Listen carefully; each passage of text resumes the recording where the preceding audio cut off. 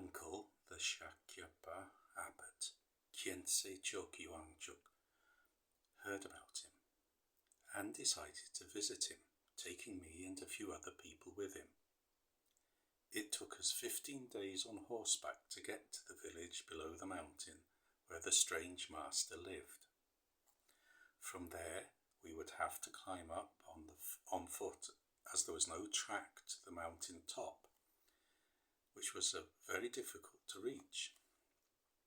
The people of the area told us that some days previously a very famous Kagyu Tulku incarnation had gone up there to visit. But when he arrived, instead of receiving teaching, he had been driven off with a barrage of stones, and some of the monks in his party had been quite badly hurt. They also told us that this master up there had dogs, and that some of them were fierce and would bite. All of the local people were afraid to go to see him, and by the time we'd heard all this, quite frankly, so were we. My uncle was a very fat man, and to climb the steep mountainside without a path took us a very long time. We were always slipping and sliding back down on the loose rock. When we had almost reached the top, we could hear the master talking somewhere, but we couldn't see a house anywhere. Then, when we finally arrived at the very peak of the mountain, we saw a kind of rudimentary stone structure. You couldn't really call it a house. It was more like a big dog kennel, roofed over with stones, with big open holes in 3 of its sides. It wasn't high enough for anyone to be able to stand up in.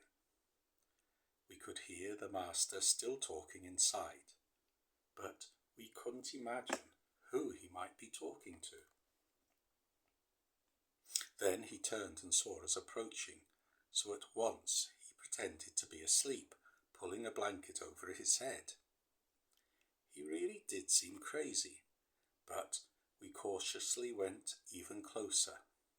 When we got quite close, we waited a few minutes, and then he suddenly pulled the blanket away from his face and looked at us. His enormous staring eyes were bloodshot, and his hair stood wildly on end. I found him really terrifying. He began to speak, but we couldn't understand what he was saying, even though he was a Tibetan like us. It was not that he was speaking in a local dialect that we didn't understand.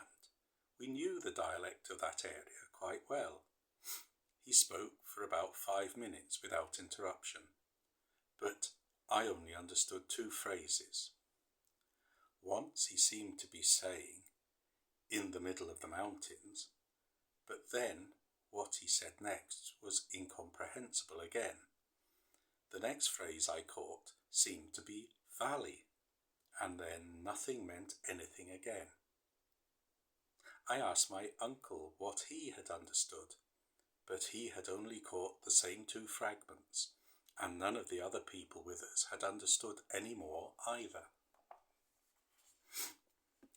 My uncle crawled in through the largest of the openings in the stone wall, perhaps with the intention of asking for a blessing, to see what the reaction would be.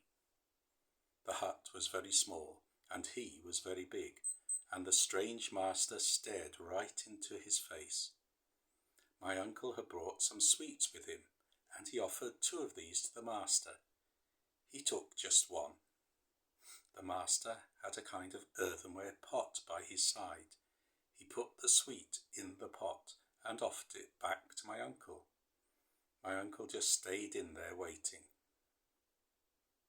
Then the master pulled out from a fold in his tattered clothes a piece of old woolen cloth which he had clearly used for blowing his nose, and he presented this to my uncle. My uncle accepted it respectfully and continued waiting until the master gave him a very fierce look, at which my uncle decided it was wisest to come out. It was then my turn to go in.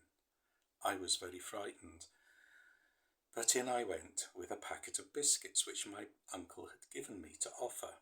I offered the packet, but the master wouldn't take it. I thought, maybe I should have opened the packet first, so I opened it and offered him some biscuits. He took one and put it in his pot. I managed to get a look into the pot and saw that it was full of water, but that it also contained a bit of everything, some tobacco, some peppers, my uncle's sweet, together with my biscuit.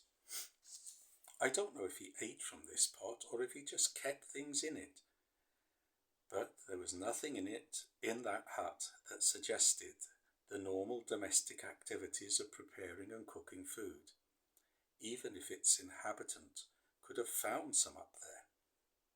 I stayed a little longer, taking all this in, until, with a ferocious look, the master gave me a sort of half-broken earthenware teapot, which he used as a piss pot, and then, taking this gift with me, I left to rejoin my uncle and the others outside. We'd been there about 20 minutes in all, and we stood outside looking in at him.